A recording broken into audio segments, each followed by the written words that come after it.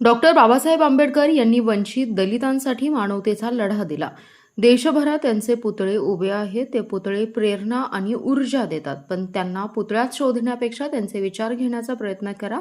अंधभक्त होण्यापेक्षा विचाराचे भक्त व्हावे, असं आवाहन डॉक्टर बाबासाहेब आंबेडकर यांचे नातू, समता सैनिक दलाचे राष्ट्रीय अध्यक्ष भीमराव आंबेडकर यांनी केले.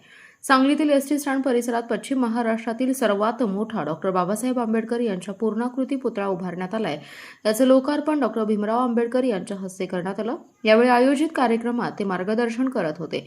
कार्यक्रमाचे अध्यक्ष माजी मंत्री आमदार संजय बनसोडे प्रमुख पाहुणे होते. कार्यक्रमाला आमदार सुधीर गाडगीळ, महापौर धीरज सूर्यवंशी, माजी खासदार संजय काका पाटील, उपमहापौर गजानन मगदुम, स्थायी समितीचे सभापती अतुल माने, पृथ्वीराज पाटील, शेखर इनामदार, जयंती महोत्सव समितीच्या अध्यक्षा स्नेहल सावंत आदी जण उपस्थित होते. शहरातील बस स्थानकाच्या बाहेर भीमांगण परिसरात डॉक्टर बाबासाहेब आंबेडकर यांचा पूर्णाकृती पुतळा उभारलाय. आज या पुतळ्याच्या अनावरण प्रसंगी नयनरम्य आतिषबाजी करण्यात आली. डोळ्यांचं पारणं फेडणाऱ्या लेझर शोने भीम अनुया यांची मने जिंकली.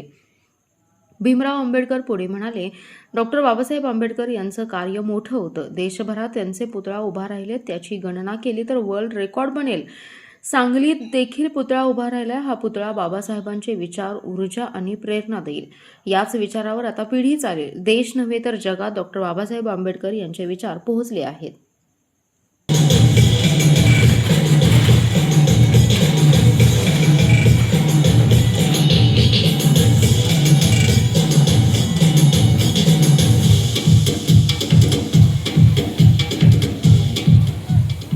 सरकार, राजकीय, कला, क्रीडा, संगीत, उद्योग, व्यापार, कृषी, सहकार क्षेत्रातील मान्यवर, उद्योजक, डॉक्टर्स, इंजिनियर,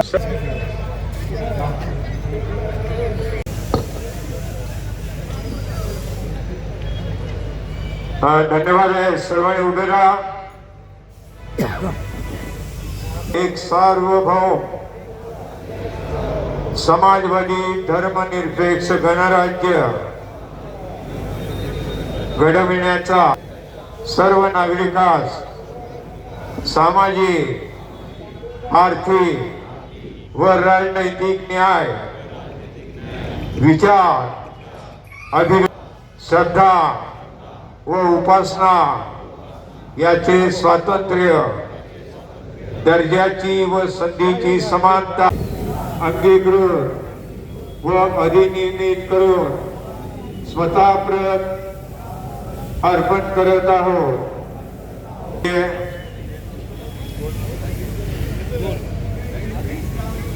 आपण संविधान उद्देशिकेचं वाचन केलेलं आहे.